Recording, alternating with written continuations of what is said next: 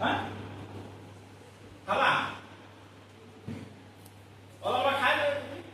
এইটো বাহিৰত খাই গৈছে পানী ওলাই এতিয়া কথাটো হৈছে লেতেৰা বুলি ক'লে ক'লা এইটো খালৰ বিলৰ কিবা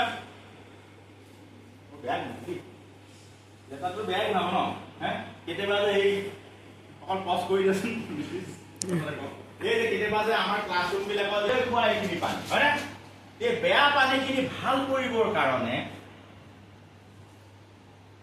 খোৱা পানীটো অকমান যদি বঢ়াই দিয়া বেয়াটো বাঢ়ি গ'ল নে নাই বাঢ়ি গ'ল আচ্ছা এই ভালখিনিয়ে বেয়াখিনি সলনি কৰিব পাৰিলে নোৱাৰে ঠিক আছে বেয়াখিনিয়ে ভালখিনি সলনি কৰিব নোৱাৰিলে কিন্তু নোৱাৰাৰ কাৰণে এতিয়া এই যে বেয়াখিনি ভাল কৰিবৰ কাৰণে কিবা এটা অনুঘটকৰ প্ৰয়োজন হ'ল যাৰ কাৰণে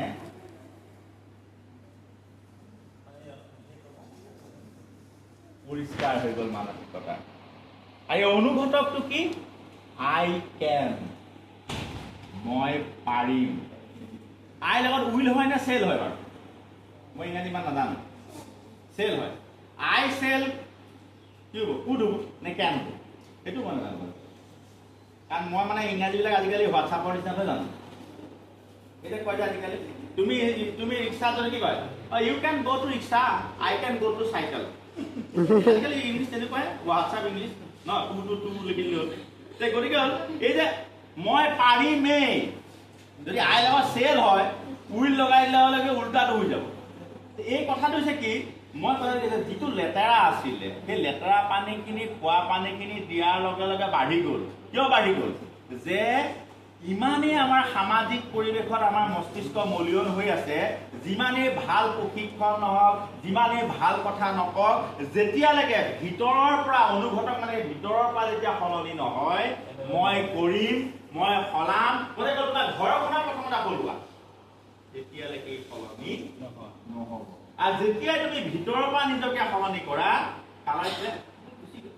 বাহিৰৰ পৰা বাইদেৱে খোৱা বটলটোৰ পৰা দিয়াৰ লগে লগে কিবা সলনি হ'ল জানো কিন্তু মই বেগৰ পৰা ওলাই দিয়া বটলটো দিয়াৰ সলনি হ'ল নাই কাৰণ মোৰ অন্তৰৰ বস্তুটো মইহে জানো তোমালোকেওতো এতিয়া বহুতে বুজিলে ছাৰে বকি মেলি গ'ল ভাত খাম আৰু যাম আৰু খাচী আনিছিলে ব্ৰইলাৰ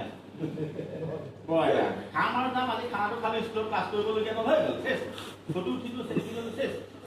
সেই মানসিকতাৰে ছাৰে কেতিয়া শেষ কৰিব সেইটো মানসিকতাও সোমাই আছে যে মই যিমানেই গাখীৰ ঢালো তোমালোকৰ ব্ৰেইনৰ মাজৰ ভিতৰৰ পৰা সেই দায়িত্ববোধটো নাহিব কিন্তু যেতিয়া ভিতৰৰ বটলটো যেনেকৈ মই বেগৰ পৰা উলিয়াই পেলাই অকণমান দিয়াৰ লগে লগে চাফা হৈ গ'ল নাই সেই বটলটো তুলিব লাগিব আৰু তাক ব্যৱহাৰ কৰিব পাৰিব তেতিয়া আমি